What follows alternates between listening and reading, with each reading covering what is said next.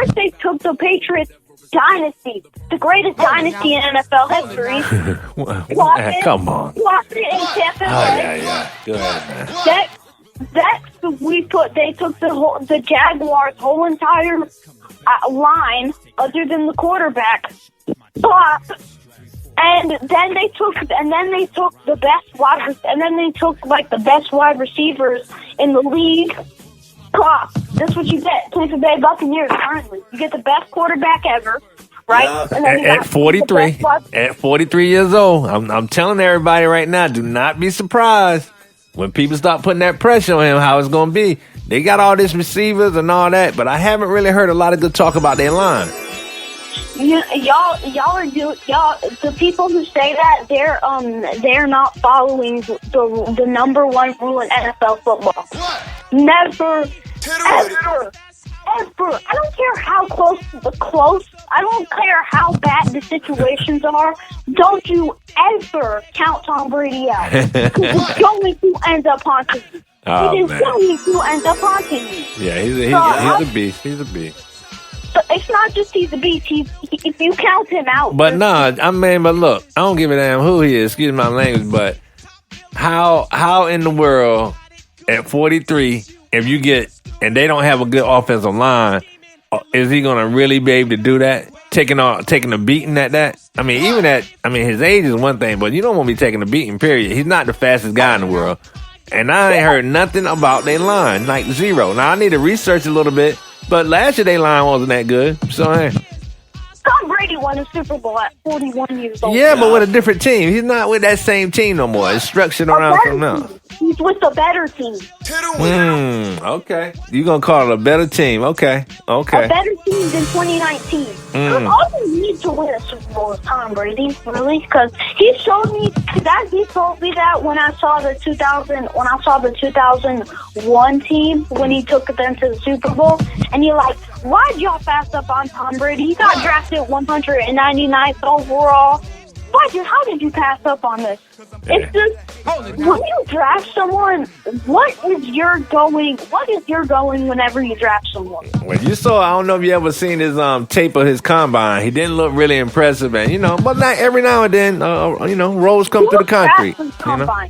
He didn't do pretty well in his combine. He was terrible, but he was smart. That's one thing about him, very smart. He don't have to do a lot, you know what I'm saying? He knows, he's sort of like Luka is sort of like, I ain't gonna call him the Tom Brady, and maybe I don't want to make it sound like a white thing either, but it's just that they both do things. It appears to be slow, but it's precision. You know what I'm saying? They know how to get to certain spots, and they know how the accuracy of knowing how to knowing what it is? Knowing how to play. Yeah. Know how to play. The heart is the most important part of football. Yeah, you got to have heart, but you better have some skills too, because no men are big and fast, and they will hurt you. Yeah, Tom Brady has skills? Nah, he's smart. He's very smart. He got skill, accuracy. You know what I'm saying? And he picks up. He knows the game. Some boys or girls, they just know how to play. You know what I'm saying? Some people, you see guys, you be like, why they can't? Like when I look at Luke, I be like, why they can't stop that guy? And I start thinking, I'm like, you know what? Because he know how to play. You know what I'm saying? He know how to play ball. You know what I'm saying? So here's the thing more about football than any other sport that people might agree with me, but people who actually study football are going to agree with me on this. Yeah. Football is the one sport where you do not, where athleticism is not the biggest. It's not a huge part of football. It's not. You have to about crazy. The game. You have to know the game. Yeah, you do got to know the game, but you better be athletic out there, because dudes are flying around that field at a very fast pace and are stronger than ever. You don't have to be. You don't have to be stronger. You don't have to be athletic. You don't have. You can have. You talking about at QB, at quarterback, maybe at quarterback or punter or kicker, but you better. Other than that, you better know how to play. You better be able to run around quick. You better know something, unless you want no big lineman, and even them boys can get around. All right, hold up. You know what we got to do, though? We got to do that new segment I was telling you about when we did that pre-production thing. Are you ready for it? Okay, let's go. Yeah. Okay, ladies and gentlemen, we're going to come up with this brand new segment called One Sentence. And what I'm going to do for Luke is I'm going to give him a statement or a person, place, thing, and he's going to give you one sentence. And this is our first time doing it. We're going to freestyle it, and we're going to see. He has no idea what I'm going to ask him. This is just the concept. So that's what we say. We want to be exciting and want to be fresh. So when you hear it, you'll be ready to rock and roll. Okay? For the number one, Lamar Jackson. The best player in the NFL by far. All right. NFL. National Football League. Best league in sports. And last and not least, Jaheed Bailey.